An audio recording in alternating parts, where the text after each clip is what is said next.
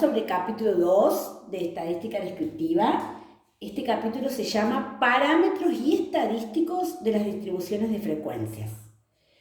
Vamos a empezar a ver el objetivo de la estadística descriptiva, que es explorar un conjunto de datos. Tenemos tres maneras de explorar un conjunto de datos. Tenemos tablas, gráficos o medidas. Las tablas y gráficos ya lo vimos en videos anteriores y las medidas es lo que vamos a empezar a ver ahora. Antes de hablar de medidas, tenemos que definir que las medidas poblacionales son las que se obtienen de toda la población, o sea, se hace un censo y esas medidas se llaman parámetros.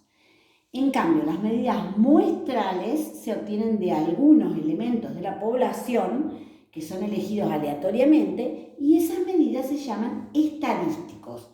Posteriormente los podemos llamar estimadores. Ya veremos por qué, cuál es la diferencia. Bien, en cuanto a las medidas, tenemos tres tipos de medidas. Medidas de posición, medidas de dispersión y medidas de forma. Dentro de las medidas de posición, tenemos que estas medidas evalúan cómo se ven los datos con respecto al eje de las abscisas. Recordemos que el eje de las abscisas es el eje horizontal de la curva, ¿sí? El que define la variable x. Las medidas de dispersión evalúan el grado de concentración u homogeneidad alrededor de una medida de posición, que puede ser la media, la mediana, la moda, las que vamos a ver posteriormente. Dentro de las medidas de forma tenemos dos tipos, asimetría o kurtosis. La asimetría muestra la deformación vertical de la curva, mientras que la kurtosis muestra la deformación horizontal de la curva.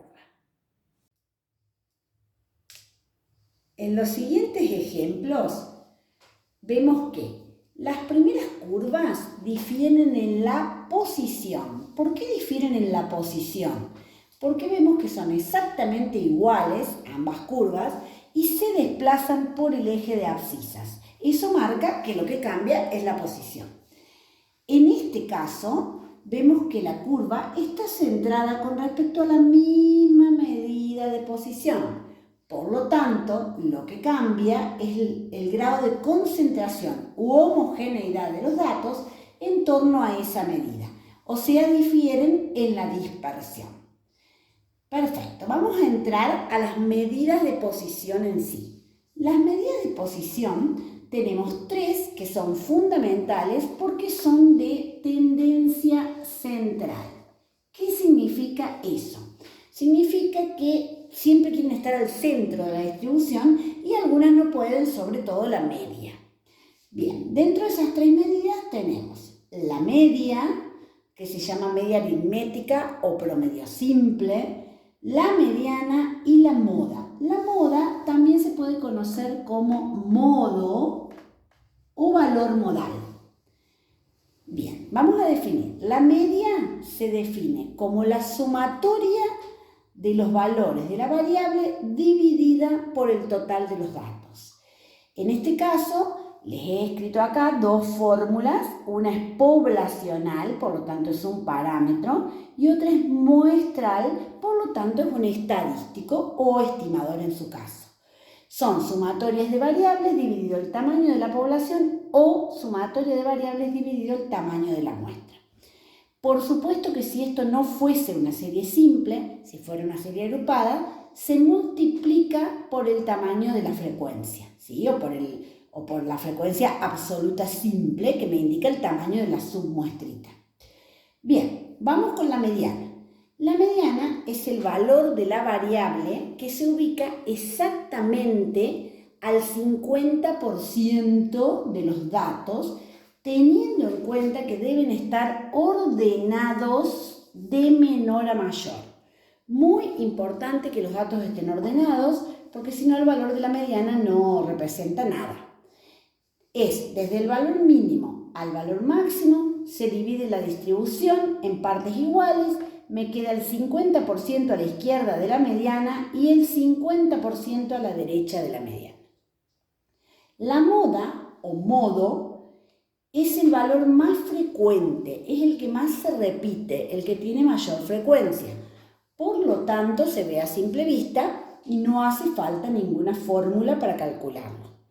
Podemos tener en toda distribución de variable numérica una sola media y una sola mediana, pero puede haber un modo, dos modos, muchos modos o ningún modo, dependiendo de la forma de la distribución.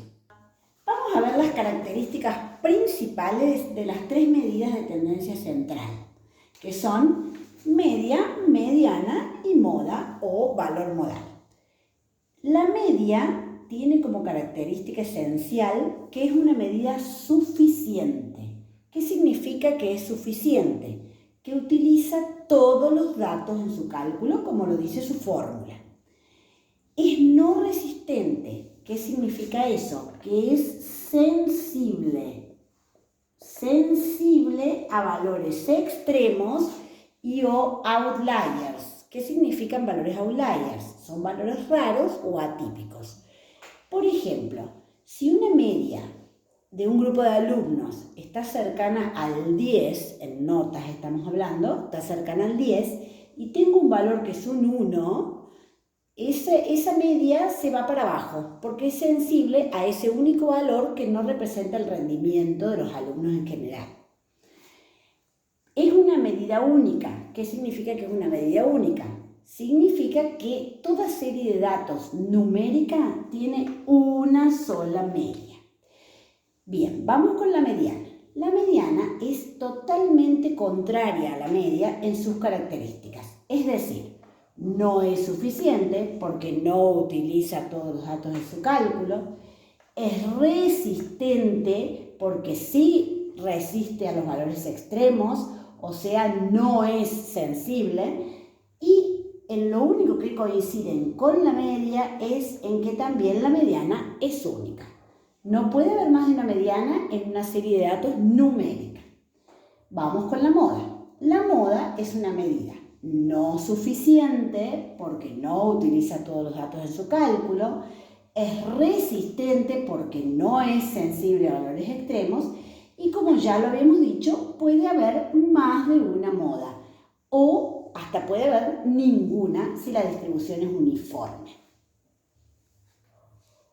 Voy a desarrollar las propiedades de la media aritmética o promedio simple. Bien, la media tiene 7 propiedades matemáticas que la definen y que facilitan su uso y hacen que esta medida sea elegida por sobre otras medidas. La primera propiedad dice que la sumatoria de los desvíos con respecto a la media es igual a 0. Esto se puede evaluar en una serie simple o en una serie agrupada. Vemos que en la serie simple la sumatoria va de 1 hasta n por ser el tamaño de la muestra. Y este es el concepto de desvíos, la diferencia entre el valor de la variable y su media. Vemos que en una serie agrupada se simboliza igual la propiedad, pero el valor de i va de 1 hasta k, que vendrían a ser las filas de la tabla de la serie agrupada.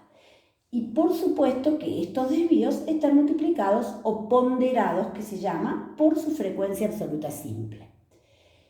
La segunda propiedad dice que la sumatoria del cuadrado de los desvíos con respecto a la media es un mínimo.